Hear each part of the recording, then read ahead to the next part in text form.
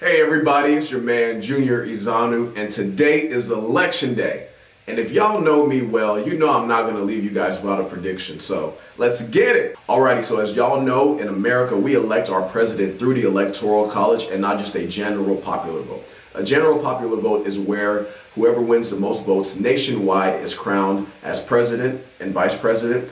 In America, we do it through the Electoral College, which gives each individual state a certain amount of electoral votes, which is based on their population. So, for example, if I win Texas, I win all of Texas's 40 electoral votes. If I win California, I win all of California's 54 electoral votes. And to win an election, you have to win 270 electoral votes, which is a majority of the 538 electoral votes that are available nationwide. We have 7 key battleground swing states, which means these are states that we don't predict a Democrat or Republican may win. It's up in the air. We don't know what's going to happen, and it's going to be decided today on election day. Those states are Nevada, Arizona, Michigan, Wisconsin, Pennsylvania, North Carolina, and Georgia.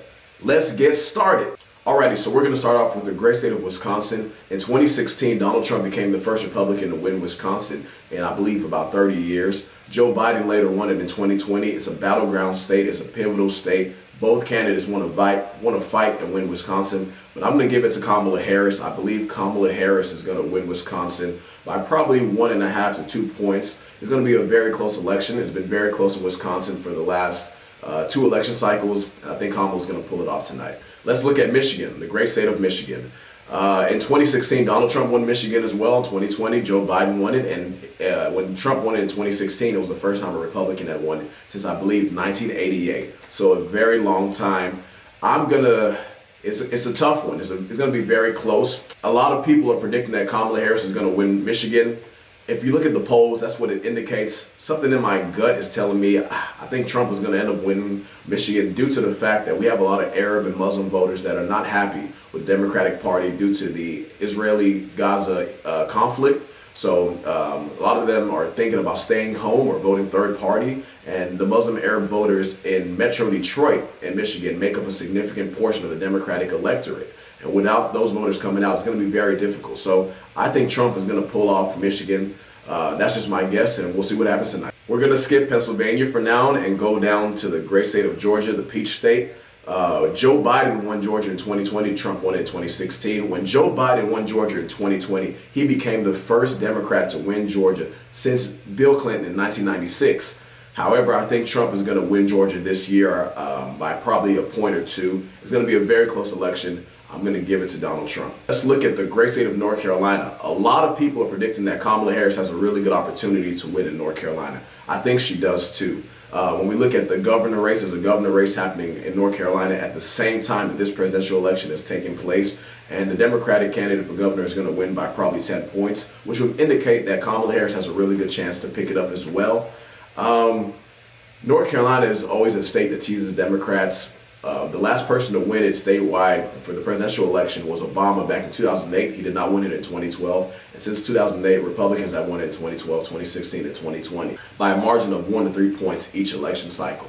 So I'm not sure I would give it to Kamala this time just because I've just seen it happen time and time again that North Carolina ends up voting for the Republicans. So I'm going to give it to Donald Trump. Let's go to the western side of the country and let's look at the state of Nevada. People are saying that Republicans are looking good in Nevada, and the early vote numbers are showing that. But I think, and I haven't seen, Nevada has not went red when it comes to the presidential election since 2004, since George Bush in 2004 against John Kerry. I'm going to give Nevada to Kamala Harris. I think Kamala Harris is going to win Nevada. Let's look at the great state of Arizona, another one of those states that Joe Biden won in 2020, but a Democrat had not won since Bill Clinton back in 1996. It's going to be very, very close. Maricopa County is going to decide who is the great state of Arizona. Maricopa County is the biggest county in Arizona. Phoenix is the biggest city in Maricopa County in the state of Arizona. I think Kamala Harris is going to pull it off. I think she's going to repeat what Joe Biden did back in 2020. That's my hunch. And when we look at that, when we have Nevada and Arizona going for Kamala Harris, it puts her at 253 electoral votes. It's all going to come down to Pennsylvania. Whoever wins Pennsylvania more than likely will win the presidency, in my opinion.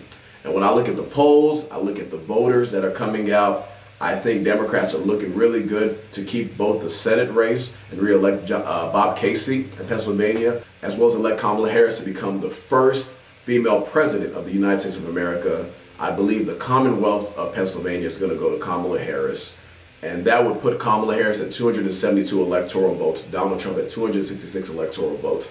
In my humble opinion, it's going to be a very, very tight and very close election. But we'll see. If you have any questions regarding this election, feel free to reach out to me. And if you haven't voted, please go out and vote. Today's election day is the last chance you can vote. Thank you for watching, and I'll see y'all soon.